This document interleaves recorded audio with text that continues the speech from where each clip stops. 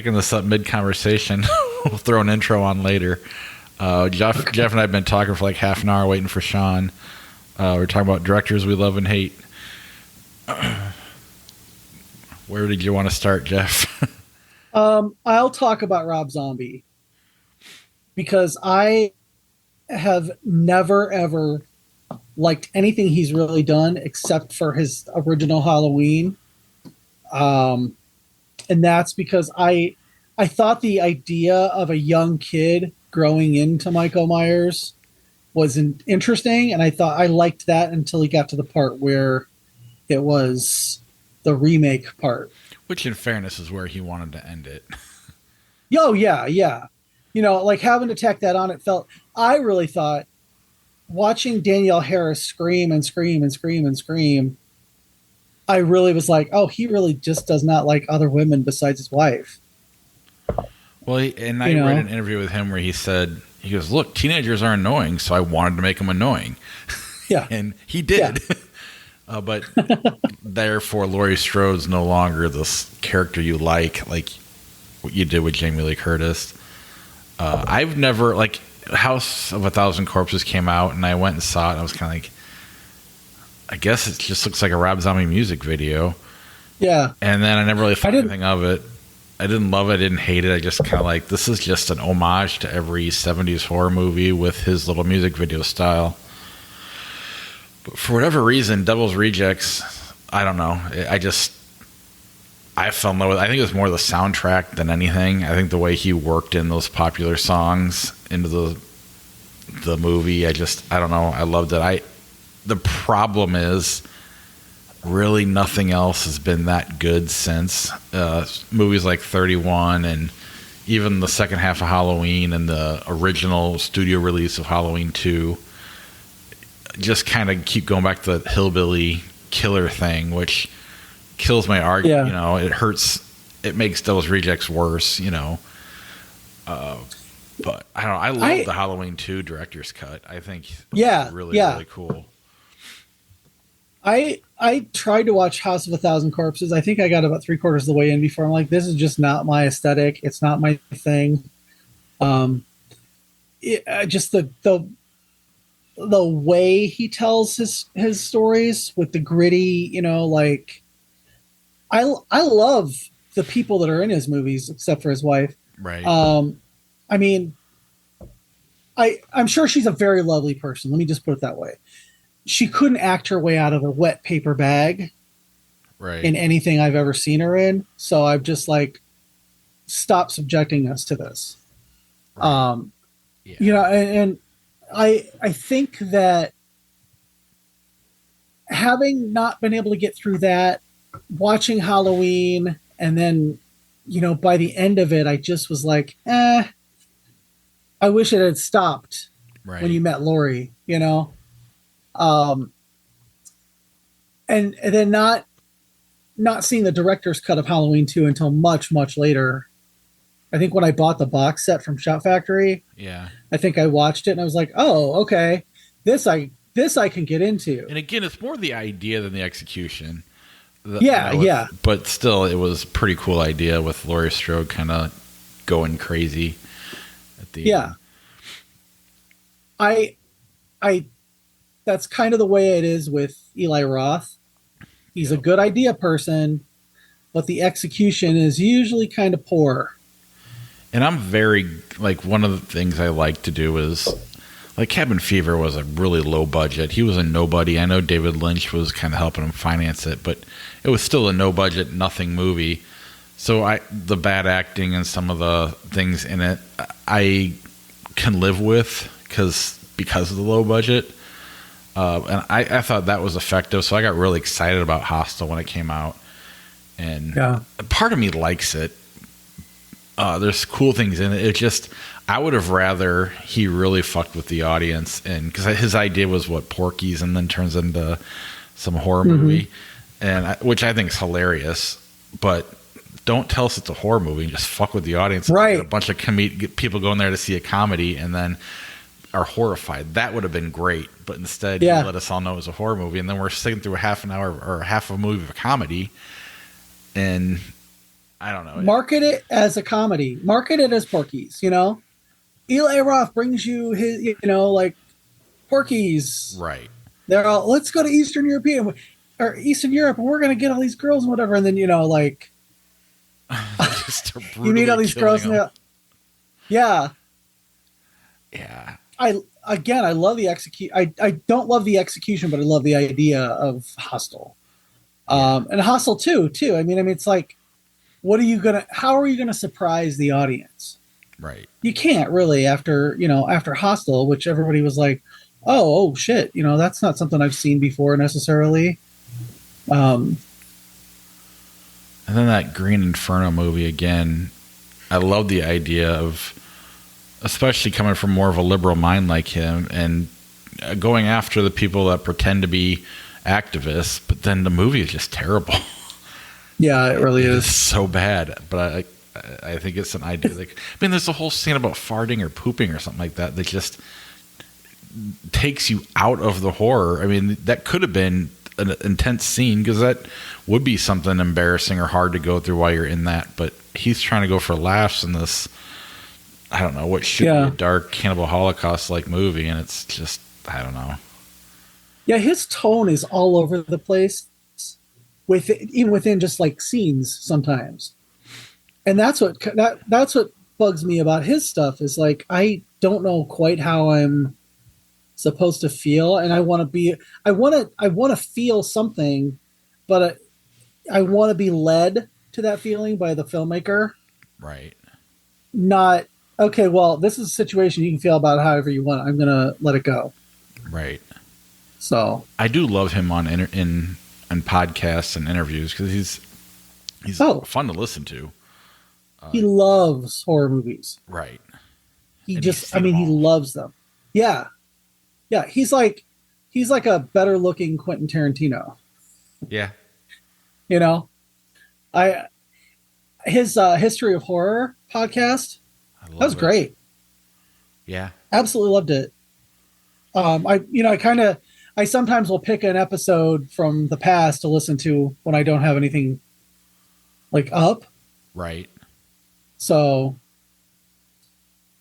yeah, he's an interesting guy. Absolutely. His ideas are very interesting and good. He just doesn't follow through as well. Yeah, I think the best movie he's done is one that he didn't even write. Was it like the clock movie or House with Clocks in the Walls or something? The House with the Clock in its Walls, yeah. Yeah. That was the most effective, well-made movie he's ever made, I think. And it really had nothing to do with the storytelling. He was just executing the... Yeah. Well, what I heard from that was that he wanted to make a movie that was like an entry point movie for kids for horror. Yeah. Because it was spooky, and had that kind of... Yeah, so I thought from what I understood, that was pretty successful in that. Yeah, I think so too. Who else do you want to talk about? Well, I feel like we talked about William Friedkin last time. Yeah. What do you think about Quentin Tarantino as a director, like having seen everything he's done so far?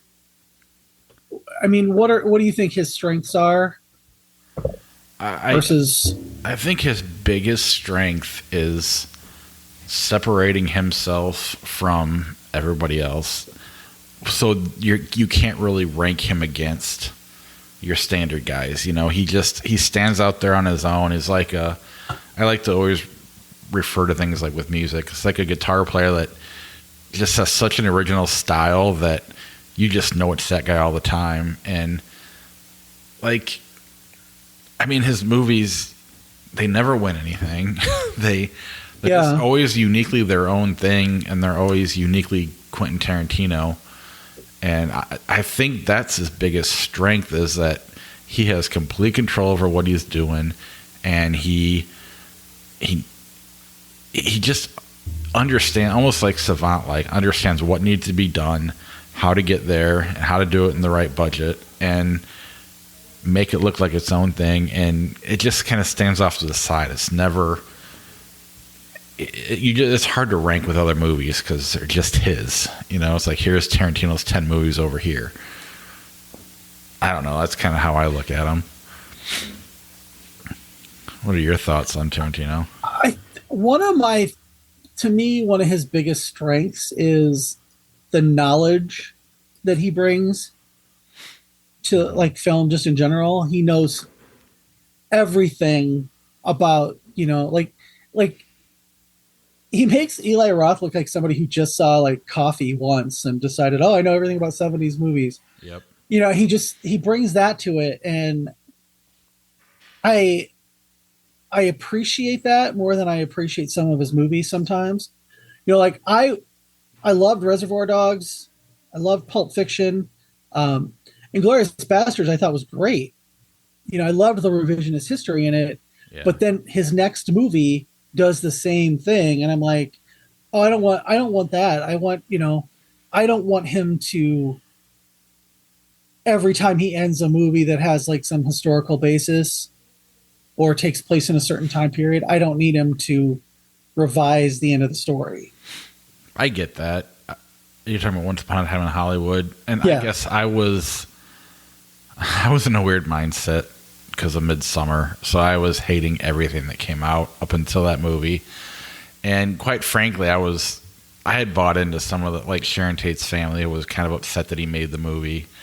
And I was kind of buying into that, like, is this really in good taste that he's going to show all this and on the big, in the, not just in some TV movie or something on the side, but in a big Hollywood movie. And so I was, for whatever reason, that was my headspace. So when he did go revisionist history, it was a relief to me. But What you're saying makes complete sense because it's like, oh, he did this again.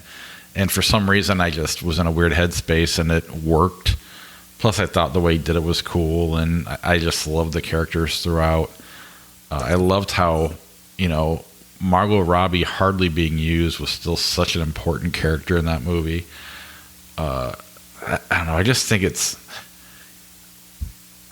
he's neat in a weird way. No, that's valid. And that's good. There's not a lot of people at his level or anybody's level that is just aware of who they are and how aware of their popularity, aware of whatever move they make is going to do this to their career. And in some ways, I don't like that about him. But in other ways, I think that's why he's as successful as he is. Most people just don't.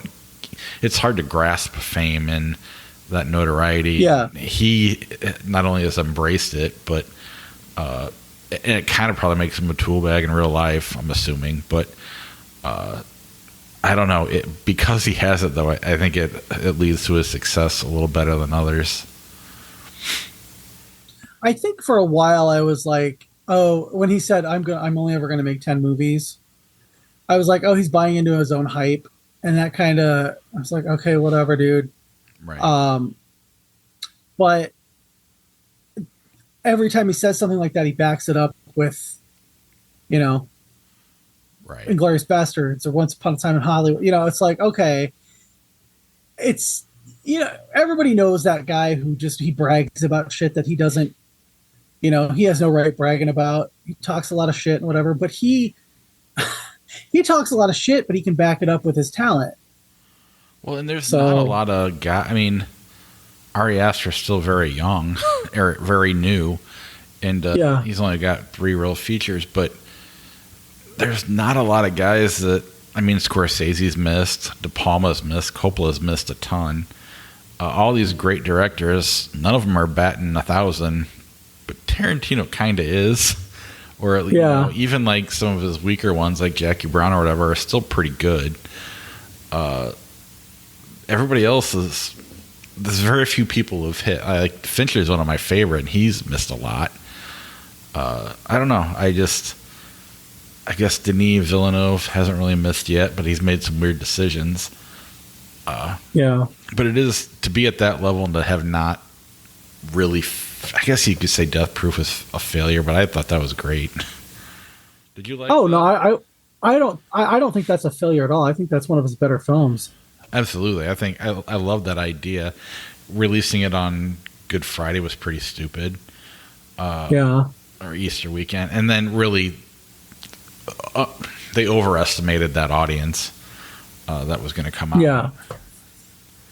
But had Fathom Events existed, that'd have been the perfect thing to do. I agree. Movie.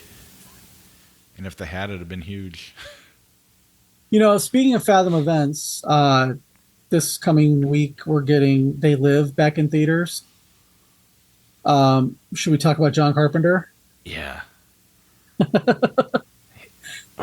He is so interesting because he doesn't give a fuck. Yeah, he really doesn't. And I love that about him in a way. It bums me out too because some of his movies aren't good anymore. But he's not afraid to say, "I don't care what you do, pay me." Right? Yeah.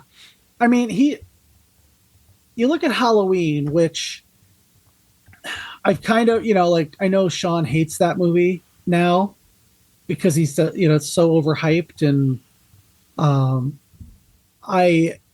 I still love it and I'll still watch it every Halloween, but there does come a time when you're like, oh, okay, get it.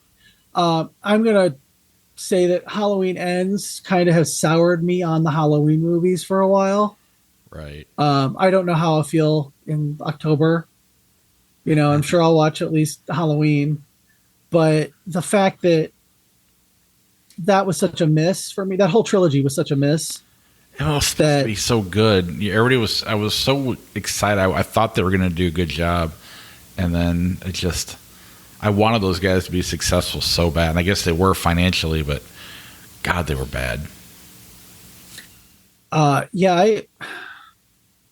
Just the fact that they had Jamie Lee Curtis in their movie. So they had somebody who was going to hype that movie, get everybody excited for it. She was going to go out and do her goddamn job. And she did. When it came to her part in it, she acted what she was given, and she went out there and was a cheerleader for it like she always is. But I'll tell you what, I want to look at her and be like, really? Right. Really? I mean, in my head, I fixed that movie. I fixed how it should be. And make up your mind. Obviously he's supernatural by the end, but they play with that the whole time and not in a fun way. If he's a man, he's a man. If he's a monster, he's a monster. But let's establish that from the get-go. Like Terrifier did. Terrifier did a great job of that. And I finally watched Terrifier 2. Yeah. Enjoy it. It's long. Yeah, I was like, it could have quite honestly been an hour and a half and I would have really enjoyed it. And I don't know if one of the reasons that it was so long was to, get the character, you get to know the main character. And he's really good at that. He's really good at getting you to know and like the main cast. I really like that. It did get a little confusing though after a while because they don't, I guess after seeing the first one where you don't necessarily get that he's a supernatural being, right. You think he's just a guy who's crazy. Yeah. And I don't think that they really, I think they should have established that in the first one because in the second one I was like, what's going on? Well, right. He blows his head off the end of the first one and comes back in the second one. That's how they established it right away in the second one. But you're right. But the fact that like Art the Clown as a character has been in so many different movies, right? All Hallows Eve and all these shorts and things like that. Does this one take? This could have taken place before Terrifier 1, but very clearly at the beginning, once they established he's not. This is actually, this takes place in 2018 or whatever. Right. Okay. Well, Well, and I don't know if you've heard that the way they originally ended it was almost identical to the way X ended. And X came out first, and someone says, "Hey, by the way, your movie ends the same way this does. You got to change your ending." So I think that's part of why it got added on to at the very end, because they had to reshoot a bunch of stuff to change the ending. I think I know. Gotcha. I know at least said they had to re-edit it, but yeah. But anyway, John Carpenter. Yeah, oh yeah. John Carpenter as a mercenary.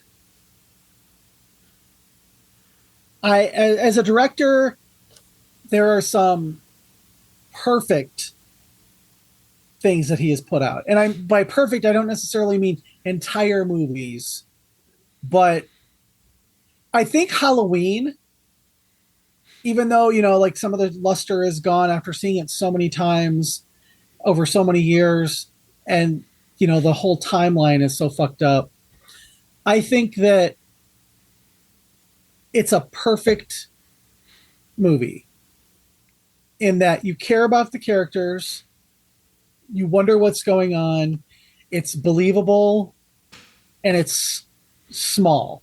Right. It's compact. There's no fat on it. There doesn't need to be.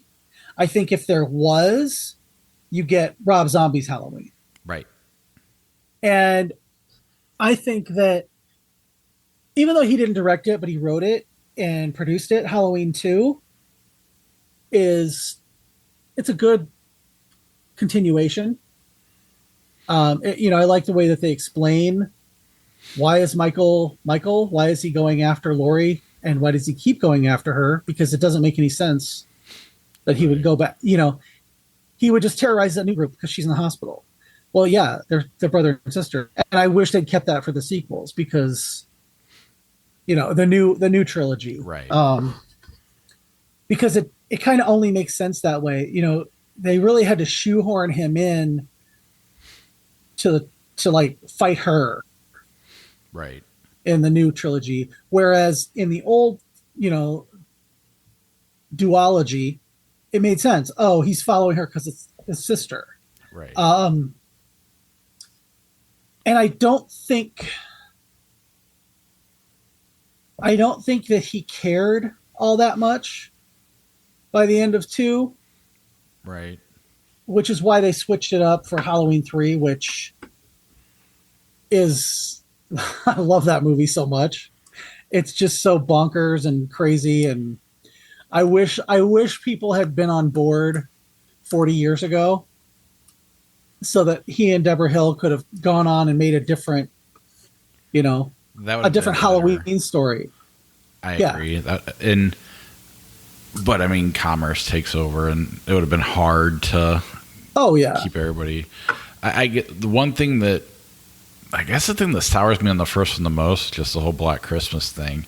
And I like to believe that, Carpenter just kind of, what's his name? Bob Clark. Bob Clark didn't want to do a sequel and was just like, yeah, do whatever you want or be inspired by it. I know it's not an official sequel, but it's clearly inspired by Black Christmas. Yeah. And, between you and I think hearing Eli Roth on podcasts talk about it, that's the only thing that even slightly sours me on it. But I still like to believe that, he kind of had Bob Clark's blessing. I don't know if that's true or not, but yeah, I don't know. Yeah, it's that for me with Bob Clark, it's that if I was going to do a sequel, I would set it the next year, and it would be called Halloween. The killer would come back, and it would be called Halloween. And if that's true, it's that if where John Carpenter kind of has the blessing to. Well, he said if he's not going to do it, then I might as well.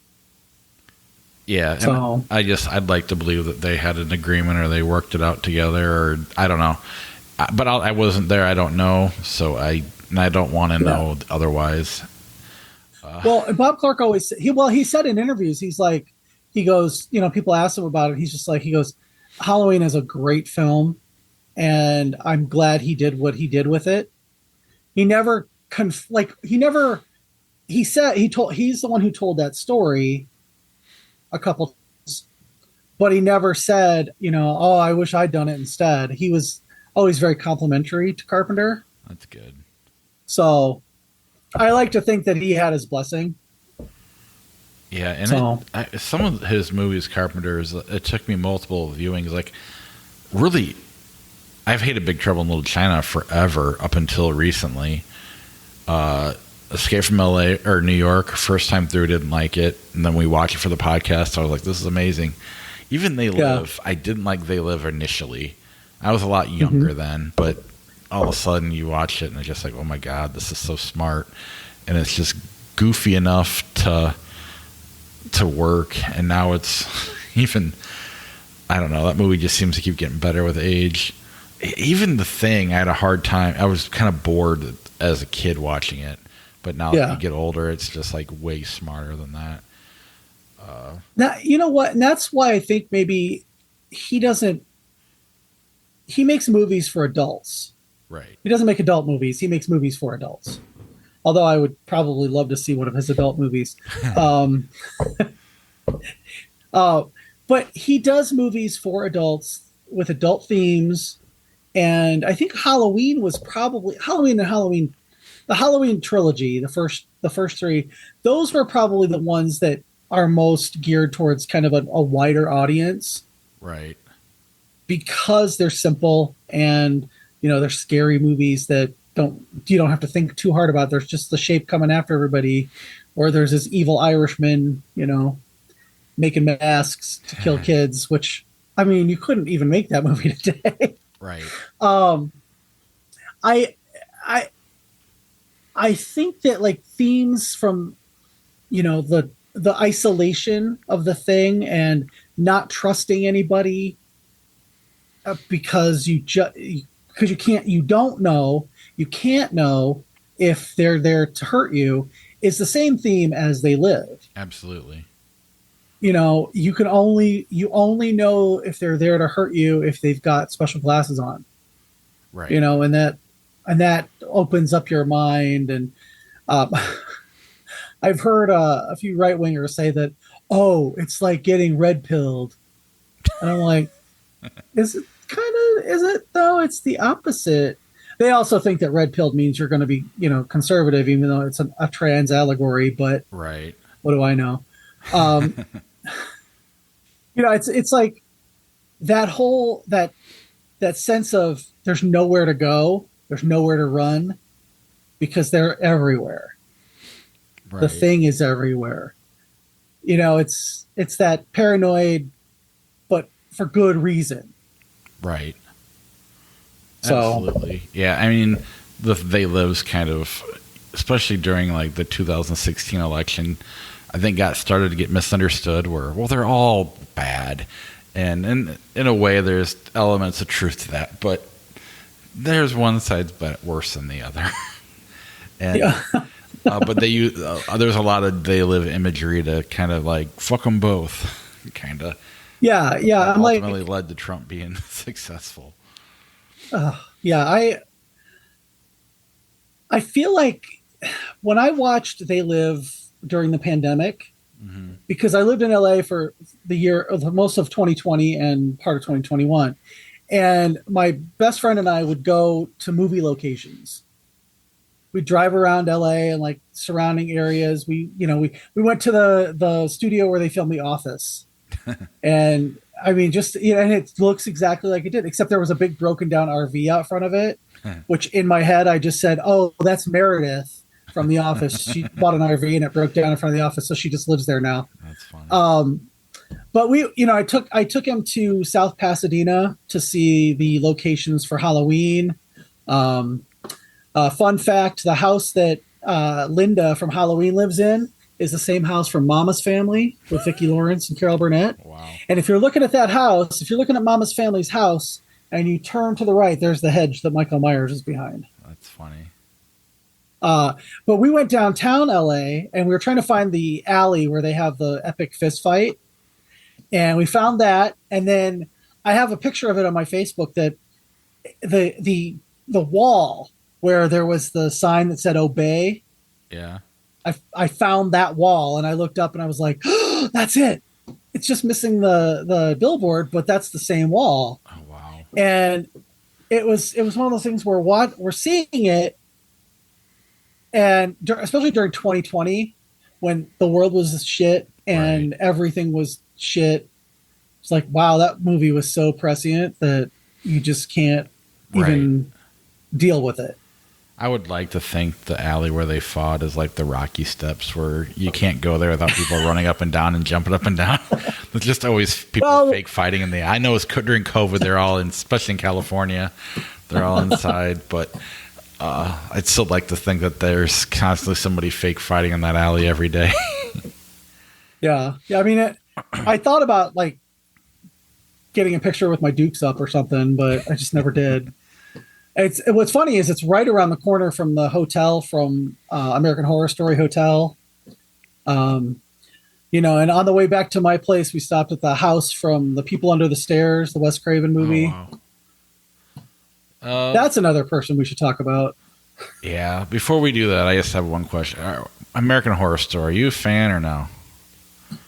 Um, I'm a piecemeal fan. Okay, that's how I am Like too. Yeah, I like the first Hmm. season. I like the second season a lot. Asylum. Right. Pepper is one of my favorite characters, just because she's just, you know. Plus, I like Naomi Grossman. We've hung out a couple times, and she's so effusive. I guess it makes me like it a little more. Coven was good.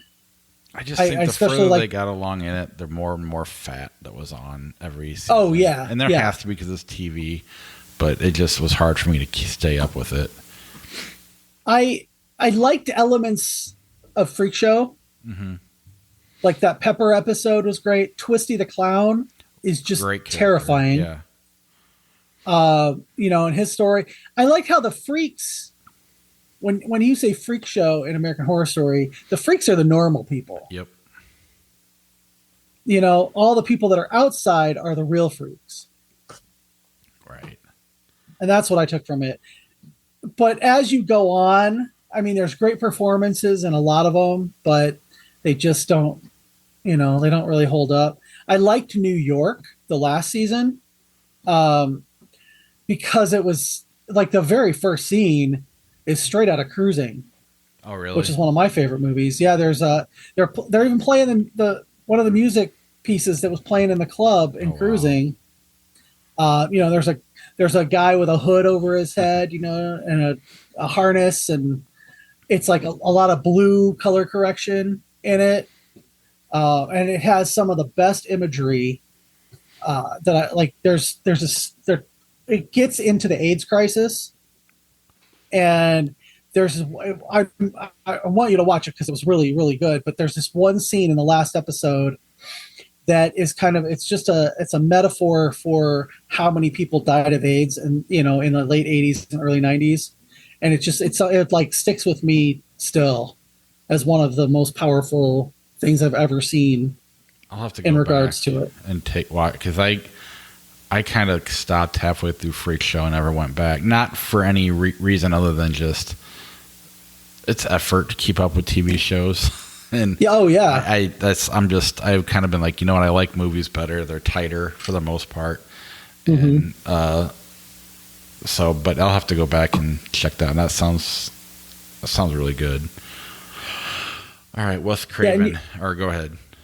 I was gonna say you can watch any season. Yeah, they're all out of order, right? Although there is I don't know if you got to that episode of Freak Show with Pepper that talks just about Pepper. But I think I did. I want to say I got 3 episodes in. Yeah, that's worth it. I still don't think Ryan Murphy knows how to end a season or a series because he just has to kill everybody. Right. That's how it was in Murder House, and then that's how it was in Asylum, and that's how it was in Coven. And I'm like, dude, give somebody a happy ending. But yeah, Wes Craven. He's one of the most hit or miss directors. He's so smart. When he's good, he's great. When he's bad, he's really, really bad. Yeah. Again, he has some great ideas. Like Last House on the Left. Have you ever seen the movie The Virgin Spring? Yes. That's Yeah. what Last House on the Left is based on, that movie. Right. And great idea. It it stretches credulity towards the end, when they're fighting back. Right. Um, Well, yeah, I remember loving it originally because it was so shocking as a kid. Because everything I'd watched, I'm from that Scream generation, so everything was slick. And then the '80s stuff was kind of campy and fun. Well, especially, and all I saw was like the really popular '80s stuff at that point. So then wanting to go back to watch the raw and gritty movies, it was just like, holy shit, this looks like they really killed each other and did all this stuff. yeah. But the comedy in it just is like, why do you have these goofy cops with little, just cut all that out and just make it dark. And Yeah. and then when we watched the Virgin Spring, that was we did that for the podcast. We did both of the movies as classics, and that was really good. I was kind of shocked at how much I liked that. I wasn't expecting to, and it kind of made me dislike Last House on the Left even more. And like I've heard Wes Craven talk, because he's very smart, like you said. He knows what he's doing. He's trying to tell a movie about the death of the hippie dream or whatever. But Tobe Hooper went and did it on accident with Texas Chainsaw Massacre. Yeah. And because he did it on accident, it's so much more genuine, and I don't know. And then also having that experience with Sean where he didn't really care for the movie until he and I watched it together. And it was just like, now it's one of his top 5 movies of all time. Was Virgin Spring or Texas Chainsaw Massacre. Oh, yeah. Yeah. So it was, I don't know, just those. I've always kind of linked Texas Chainsaw Massacre and Last House on the Left together, but with Texas being way more superior. And I want to like Last House on the Left, and I love the marketing of it. This is just a movie. This is just a movie. Obviously, I wasn't there for that, but I think it's hilarious, how they did that back then. But yeah, it's really not as good as the idea. That's true. I mean, the scenes in it that are brutal. Yes. And I don't know if that's the reason he put in the comedy, to kind of take the edge off of that a little bit, or if it was to fill a runtime, because it's a very short movie. Right. But I do love the fact that he completely just cribbed shot for shot some of the last, when she's building the booby traps in A Nightmare on Elm Street. Right. I mean, it's literally their shot for shot remake of the parents doing the same thing in some cases. Oh, wow. I never even thought of that. Yeah. So that's the part where, like, Nightmare gets a little silly, but I think you're also thinking of the sequels when you think of it. Yep. Because the first movie is really, it's not funny. Right. There's no, the one-liners aren't really there. Even 2 is not, it's not, Freddy's not really quipping. He makes that one, Daddy can't help you now, and you've got the body and I've got the brains, and but he rips his head off and shows his brain. Right. That's not, 3 is where it really started to get into the, welcome to prime time, bitch. And yep.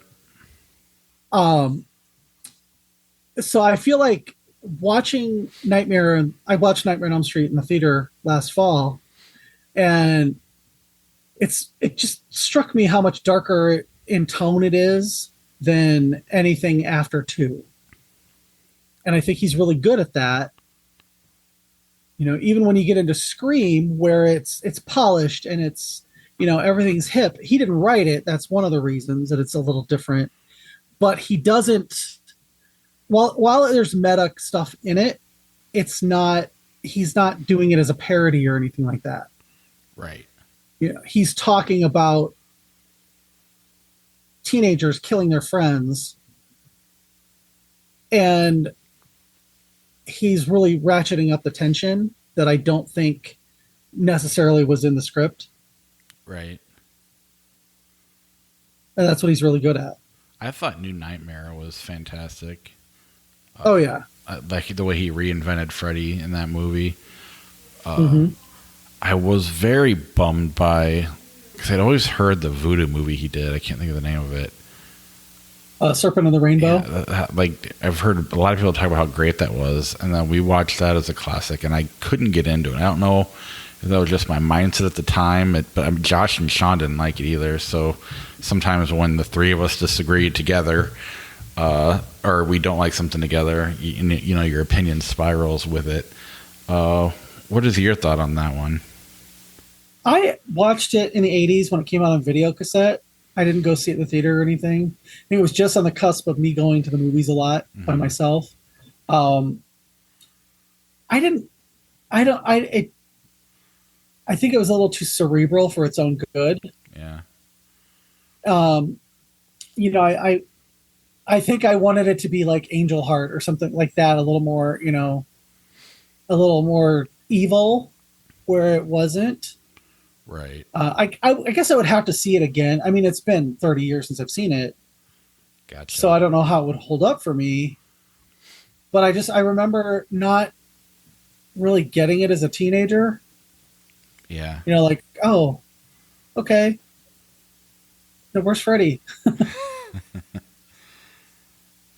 Yeah. Did you see The People Under the Stairs? Yeah, we watched that fairly recently. And again, it was one of those where is that a made for TV movie, or am I thinking of a different one? No. He's made a couple for TV. There's one, Summer of Fear with Linda Blair, where I think there was another name for it too, but was that she a Stephen plays King book, the Something Under the Stairs, or was that just something totally No. original? If it was, okay. No, it was an original idea. It's about this kid that he and his brother or cousin are going to rob houses, Right. and they rob the wrong house, and it's kind of an urban neighborhood, and this brother and sister have people hidden in their in the walls, basically. Right. And it's a lot about like class, and you know, like any Wes Craven movie, there's a kind of a subtext to it. But it's one of those things where it's told in a fun way, and the the couple in it are just so insane. For the life of me, I can't remember who. I think, is it Wendy Roby? I don't. And what's his face from Twin Peaks, who was also in Silver Bullet. Everybody, like anybody listening to this, is like, Yeah, "Oh my god!" They're like yelling know it, the names. but Yeah. they're just their performances are just heightened enough that you know it's almost comedy, but not quite. And I remember us not liking it, but at the same time, it's like, and I think you're starting to see these things when we overwhelm ourselves for the week, and then you got to force in the classic, and you're not in the right mood to watch it, and that sometimes you're blown away because it pulls you out of your funk, and you're like, holy shit, this is amazing. And other times you're missing the point. You're watching it at surface level, and you're missing things. Sometimes the fun that's there you're not picking up on because you're in the wrong headspace, and that's kind of. And this was shortly before you came on, maybe a few months before you came on. So we were definitely heading towards the funk where we needed another host to bring us out of it. But I think that played a role in us, because I don't even really remember it. It was less than a year ago, maybe a year and a half. Yeah, somewhere in there. It wasn't that long ago. His stuff is just it, and I can see where you might not remember because his stuff is either super memorable or kind of forgettable. Oh yeah, doesn't get bigger than Screaming Friday the 13th or Nightmare on Elm Street. Those are two massive franchises. Yeah, but for every Scream, it seems like he does A Summer of Fear. Okay, that's unfair because that movie was bad but fun. Right. But there's like My Soul to Take, which was unwatchable. I couldn't even tell you what it was about because I stopped it about halfway through. And I'm like, I'm not watching this. I'm just not going to finish this movie. And I never don't finish a movie. Right. So I think I fell asleep 3 times before I just finally said no. Yeah, but I wish he was still around to do the new Screams because I'd like to see what he would bring to it. Yeah. And I think that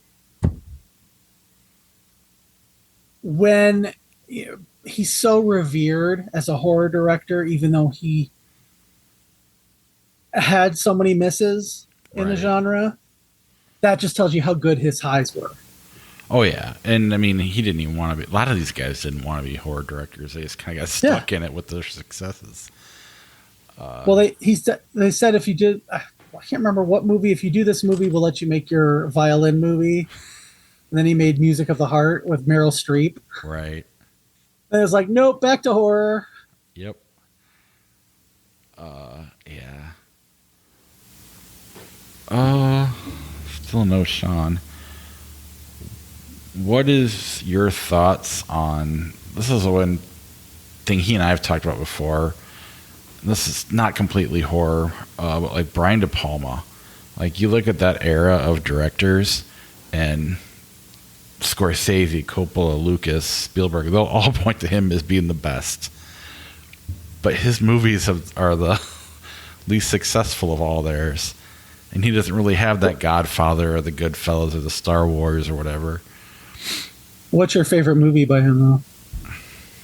I don't know. I can't even think of what he's made. I'm not a Scarface fan.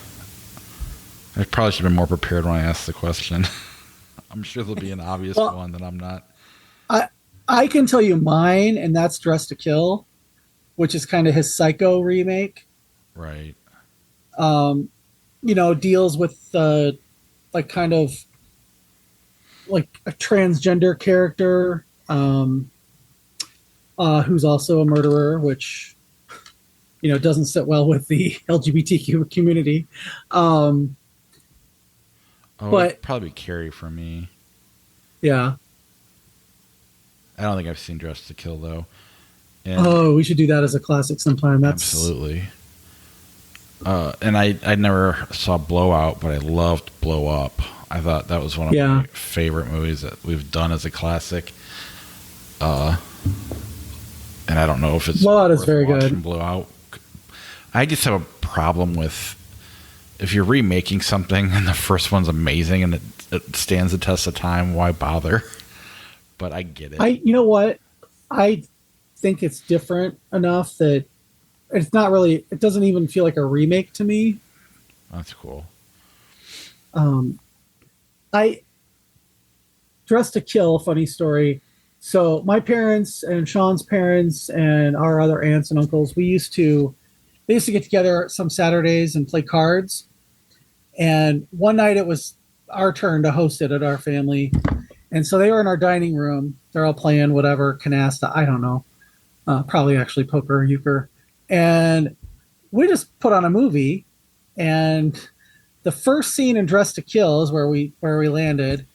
And it's Angie Dickinson in the shower, soaping up her naked breasts and her lady bits. And we're just watching it. We're just like, holy shit. Oh my God, that's her puss. And I think I think it was my Aunt Kathleen who heard us giggling or whatever, wonder what was going on. So she came in there, what are you guys watching? And meanwhile, she's masturbating in the shower watching, I'm like, oh my God. So I didn't see that movie again until years later. And it's a trip. Yeah. It's just Nancy Allen is in it. Keith Gordon from Christine. It's a real trip. Yeah, sadly, I got into movies largely trying to find nude scenes. And next thing you know, you're like, I don't know. Next thing I know, I'm watching The Deer Hunter, and I'm like, holy, and I'm blown away. And I never want to go back and watch it and have it ruined by the wedding scene again, because I was, being 19 or 18, whatever it was, and getting through that movie. And then just, snowballing from then. But even then, it was just like, because I'm knocking out all these movies, Godfather, Raging Bull, and all the main guys, and you get to Scarface, and I was just like, I don't get it. I still don't get it. Oh God, I do not like Scarface, and I feel bad. I try. We haven't been able to find someone to truly represent it on the podcast, but I've tried 3 or 4 times to get into it, and I just can't. It's long, boring. I don't get the point. And Al Pacino plays a Cuban. Al Pacino is not Cuban, not even Hispanic. Yeah, fair enough. I didn't like it. I didn't watch it until about 5 or 6 years ago, because it was one of those blind spots where I'm like, I don't know. It's just, it's in the way it is in culture, and everybody, oh my God, it's so great. And it's just oversaturated. It made me not want to see it. Right. And then it was $5 on Blu-ray with a digital copy. So I'm like, okay, fine. So I bought it. I watched it. And I sold the DVD the next day on eBay. I was just like, nope, not for me. Yeah. What else do you want to do? We're over an hour, or right around an hour in. Just the two of us. I'm a little bit worried. But I'm sure he's just sleeping. I'm hoping he's just sleeping. We could, you know what? We can talk about Stir of Echoes. That was our classic from last week. Go ahead. You lead. You're better at leading these things than I am. Absolutely. Oh, okay. Stir of Echoes stars Kevin Bacon as his name I forget. Sean's usually better at that, writing all that stuff down. Kevin Bacon, he gets hypnotized at a party from his sister-in-law. I believe that's the relationship. I was never quite sure on that. Ileana Douglas, she hypnotizes him, and he suddenly starts seeing visions of a girl who is in his house and is centered around his house that he rents from a friend who rehabbed it the year before, and him and his family moved into it. And he is, he just doesn't know what happened. How did this happen? And his wife, played by Catherine Irby, who is best known for Law and Order: Criminal Intent, she just thinks that maybe, it's her. She's found out she's pregnant, and she's not really. He doesn't seem excited about it, and she thinks that that's what's causing him all this angst. And he finally opens up to her, and says, "I'm seeing images of a dead girl." His son is also gifted with this sight, Jake, and towards the beginning, he's actually talking to this girl who he doesn't know his dad sees, and the dad, Tom, that's Kevin Bacon's name in the movie, he doesn't realize that his son can see it. So, finally when they figure this out, he's digging. He's like, I have to dig. I find, she's telling me that I have to dig. And turns out his neighbor, Harry, who's renting him the house, his son and his other friend's son coaxed Jennifer Morrison's character, Samantha, who is mentally challenged, into their house, and they raped her and accidentally killed her, and they buried her in the wall of the basement. Debbie, her sister, comes to babysit at the last minute for Tom and Maggie, and the little boy talks to her and says that he sees her sister, and she thinks that means that they have her and she's still alive, but she doesn't know that her sister's dead and buried in the basement. And he finally goes down and unearths her and figures out the whole thing. And the neighbors decide that, well, they're going to have to kill him. And then he sets her free, her spirit free, and it's just really intense. I remember, and this is going to sound like I didn't like The Sixth Sense initially. And these came out the same year. Very similar stories where you kind of can see the ghosts, and the ghost at the end's trying to direct you to, set them free. I don't know. I didn't even realize that he was dead when you find out he's dead, because I wasn't paying attention. And I just hear this collective gasp in the crowd. I'm like, what? And everybody thought, oh, don't tell me you knew what was going on. And that's not what I was doing. I didn't even realize that he was dead in that moment, because I just kind of lost interest. And I think the Blair Witch had come out that year, and I was so in love with that movie. Yeah. And then seeing Star of Echo was an empty theater, just me and my then girlfriend. And I don't know, there was just, I found it scarier. It was not as slick, it just, the way it ended was darker. I think her murder was darker than the one in The Sixth Sense. I don't know. Everything about it I liked better. The smaller budget. And then all of a sudden I start saying that and nobody's agreeing with me. So I just kind of distanced myself a little bit from the movie until we started playing Flickchart and it started winning things, because all of a sudden I'm like, oh, Sean likes it too. Do you think that that's because at the time M. Night Shyamalan was just like, oh my God, he made this movie and there's a huge twist and he's just like a genius. Yep. And you couldn't say anything bad about him. Right. Well, until his next movie. But I think that David Koepp,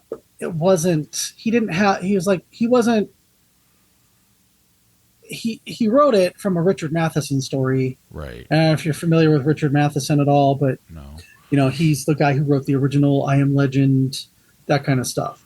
I've actually listened to the audiobook of this a couple of years ago, and it was one of those ones where I like the movie better. It just kind of goes at a better clip. Cool.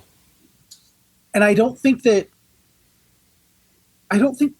there's a twist in that. And everybody was like, oh my God, I can't believe I didn't see it coming. And that was the talk of it. Don't spoil the twist. This is more of a straight ahead thriller. Right. That it's not really, it doesn't have to be a twist to figure out the mystery. Like there's not, to me, The Sixth Sense, there's not a mystery to it because it's not set up as a mystery. Right. Yes, after you watch the whole thing, in hindsight, there's a bit of a mystery to it, but it's not set up as a mystery. Yeah, I almost find The Sixth Sense is neat. Like when you go back and watch how he did what he did with the twist and how you should have figured out all along, because it's right there in front of you. I found that very neat. And he obviously has a lot of talent as a director, and sometimes he gets up his own ass and screws it up. But to me, horror sometimes works better when it's not perfect. A lot of the times works better when it's not perfect. And I think that's what I liked about the Stir of Echoes over The Sixth Sense, because The Sixth Sense probably is perfect. But I like the imperfections that go along with the Stir. Kevin Bacon versus Bruce Willis. That alone. You get your A-list movie star and your B-plus list movie star. I don't know. Part of it for me too is this takes place in the back. I think it's Back of the Yards neighborhood in Chicago. Yes. Very working class.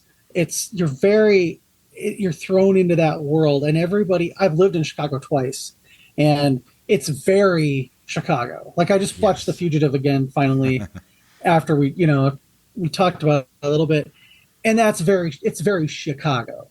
Right. And this one is very Chicago neighborhood. I felt like I knew these people. And with The Sixth Sense, it's really a two-person right play. with some incidental characters. This one, everybody felt like part of the neighborhood and part of the the weave of the story. Right. And they don't. It's not called out.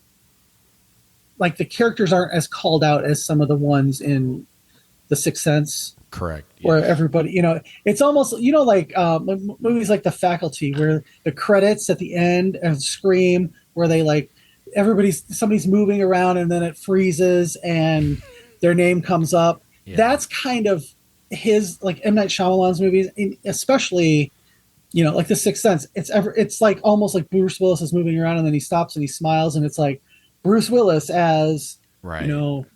That kind of thing. Whereas these guys are just really not supernatural, but very natural and very believable, without a lot of fanfare. Like Ileana Douglas's character Lisa, she's a lesbian, but they don't, usually in an M. Night Shyamalan movie, that would be called out in the first 5 minutes. Oh, what do you know? You're just a lesbian. But here it's like, oh, you don't find that out until like her 4th or 5th scene, where she's wakes up with a girl. And it's never like the stuff isn't called out. Like it doesn't matter in the movie. That's who that person is. Yeah. Yeah. Where everything matters in The Sixth Sense. Right. Like even down to the color of the doorknob, and that's why he can't open it, because he can't open red things. It's like it's expertly plotted, but it's a little up its own ass. Mm-hmm. Whereas, I look at like the character Debbie, who's the babysitter, who, kind of unlocks a part of the story. She's played by Liza Weil, who was in Scandal. Mm-hmm. And she's just she's so natural and believable. Jennifer Morrison is Samantha, the victim. Yeah. They're just real people. And they're not like a heightened almost, and I use this because of Unbreakable. They're not a comic book version of the character. Right. Like a lot of M. Night Shyamalan's characters are. And I don't know if that's because this was based on a book and, they had the bones of the story or what, but I think David Koepp, who wrote and directed it, I think he did an amazing job. And I don't think that there's no fat on it. Like we keep saying that about directors and stuff. There's no fat on this. Right. It's just a straight ahead story. It just gets a little bit at the end, but there's just not enough on it to make you think, oh, okay. Right. You know what I mean? Yeah, they cut it off enough where you don't roll your eyes. You're starting to, but then it ends and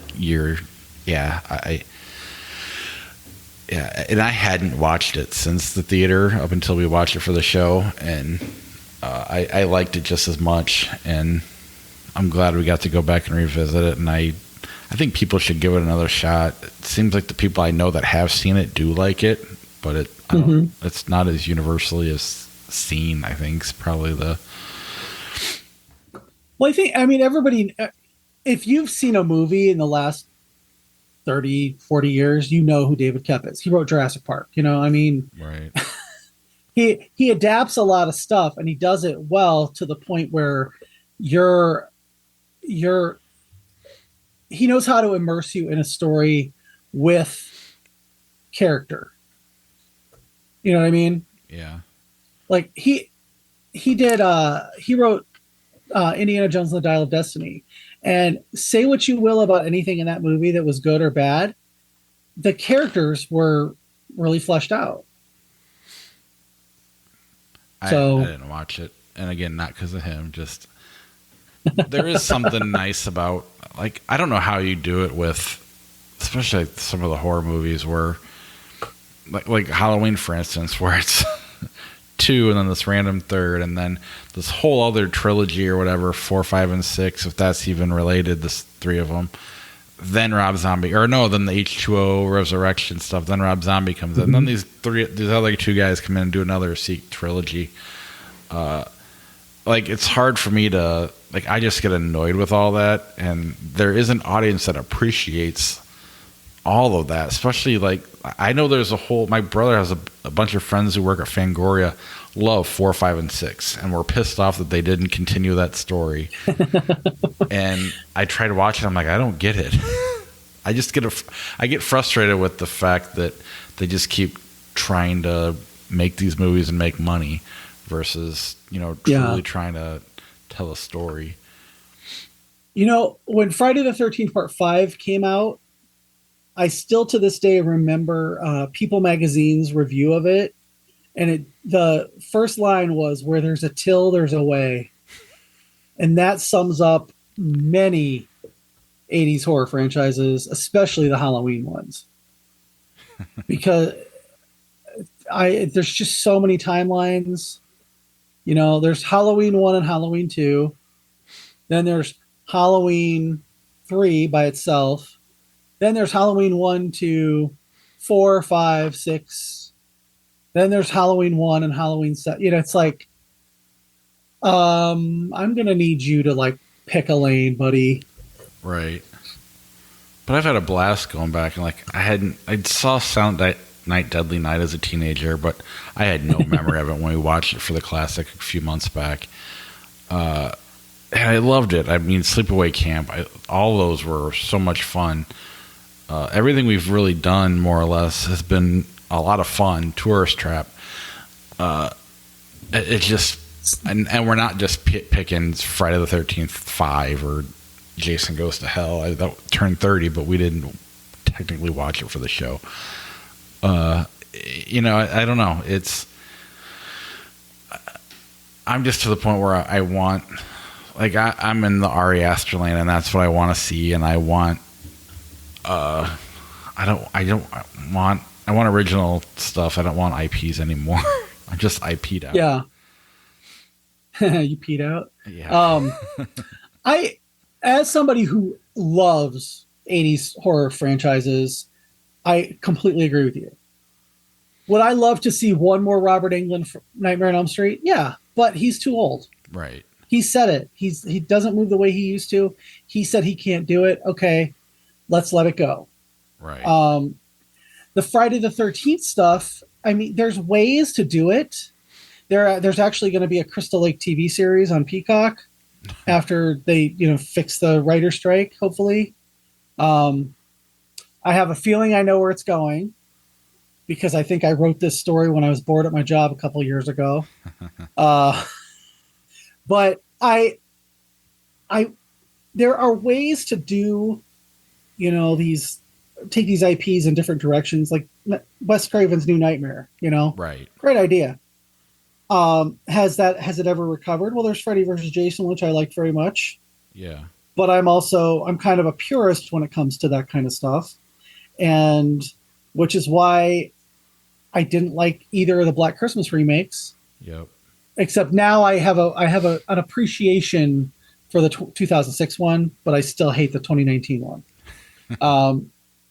I want to see those movies and I want to see more of that kind of thing. But I also, I would watch Hereditary almost any night of the week.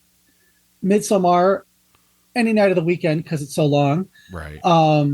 But I still want to see Friday. I'm still going to watch Friday the 13th movies. I'm still going to watch. Well, we already have all that. That's the thing is, I'll go back and we have those. I'll go back and watch those. And to me, Friday the 13th is probably the one that can get away with it the best. I don't know why. It's just for some reason that franchise can. If we just want to see Jason killing people, the story isn't as important. Yeah. But I mean, even like X and Pearl, those were fun and creepy and just super well made. And I just like seeing something new. Mm-hmm. And then going back to and then discovering the stuff that you're bringing to the show, that's fun. And then, the ones that I grew up loving, going back to watch those, and the ones that we're discovering, rewatching those. I'm just sick of them trying to, and I shouldn't say that because I thought My Bloody Valentine at the time I liked, and I even liked the Texas Chainsaw Massacre remake when it came out. I don't know. We're starting to go off. I still stand by the fact that the 2003 Texas Chainsaw Massacre is one of the best of the remakes. I think so. I think the reason people hate it is because it's not. It's probably slicker than the first one, the original. Not, yeah. But it's a solid horror movie as a standalone horror movie. Yeah. I didn't like the Nightmare on Elm Street or Friday the 13th remakes. And mostly that's because the Friday the 13th remake, everybody was gorgeous. Right. And I've said this on the show before. I want my Friday the 13th cast with Broadway actors who look like other people, like every other person. I don't need them to be models like Willa Ford. I'm sorry. Right. My Nightmare on Elm Street movie, same thing. I want normal people. But like the Platinum Dunes crowd, everybody has to look like they just stepped off a CW show. Because they did. Because they did, yeah. I think there's life left in some of those old IPs, but I think TV is kind of the way to take it. If Probably. You can't, and not necessarily, Jason cutting up a new group of people every week. Not a remake of the Friday the 13th, the series from the 80s, where it was a cursed right antique store. Freddy's Nightmares is execrable. It's so bad. I went back and watched it recently. It is horrifying how bad it is. The production values of it. I almost didn't finish it. I'm like, nope, my friend got this for me, and I gotta, he got me the episodes, and I gotta watch them all the way to the end. Man, the last season of that show, there's only 2 seasons, and it's just horrible. So, but if they could do Freddy as, like Jackie Earle Haley was the best part about the remake, and I think he made a great. They ruined it with. I mean, yeah, you could have saved that series and really taken it seriously. It would have been different. It would have been dark the whole time. You probably couldn't have made it silly, but and I hate the. It's studios get involved. You had the same thing with the Rob Zombie Halloweens. Unfortunately, I don't think the studios got involved with the Danny McBride one. And but what they when they should have. But that's the kind of thing I want to do, is to let people do. But then I say that, and then they made 3 of they just totally made it unwatchable for me. So, yeah. But I wish more studios would give people the chance to, if you're gonna do it, let someone take it seriously and really try to make a good movie out of these, or at least a consistent movie. I don't know. I'm hopeful that guys like Ari Aster, keep making good, not necessarily just horror movies, right? But on that kind of spectrum. Like Beau is Afraid was not technically a horror movie, but it was filled with horror elements, right, and horrific things. And I mean, all good horror to me, anyway, is an allegory for something else, and that's why Midsommar worked so good, because it was about codependency and about a codependent relationship, and how a simple no would have saved that guy's life. You know what I mean? Right. Saying, I don't want you to come. Boom, credits. Yep. There's our half-hour Ari Aster movie. But even that stuff aside, what he does so well is the imagery. Like, it's just full-blown art. And I don't know. You can take it in surface level. You can go deep with it. You can just, every angle you watch those movies, it's perfection. But anyway, we're at an hour 15, I think. You want to wrap it up? Yeah, I'm cool with that. All right. Well, this was fun. We should definitely maybe do this for Patreon sometime. I'm sure we can talk about you guys are getting directors. Yeah. Or even like a franchise. We can do that sometime too, just shoot the shit about that. Yeah. No, this is fun. I'd love to kind of bring this format to the show a little more often. Yeah, I'm down. Especially like we've had some slow weeks as far as releases go. I mean, I saw Blue Beetle last week, and I didn't see anything this week because of the convention that I was at. But it's there are weeks when we've got like one release that Right. And I know it's part of Sean's job, but it would be fun to do these kind of shows during those weeks. It'd make it more fun for me. Like, I'll be honest, wasn't looking forward to the lineup that we had. But instead, this is just us shooting the shit. So I really think this was fun. All right. Well, yeah, I'm down for it. Awesome. Well, we'll see everybody next week, and hopefully Sean will be back then. All right. Bye. Bye.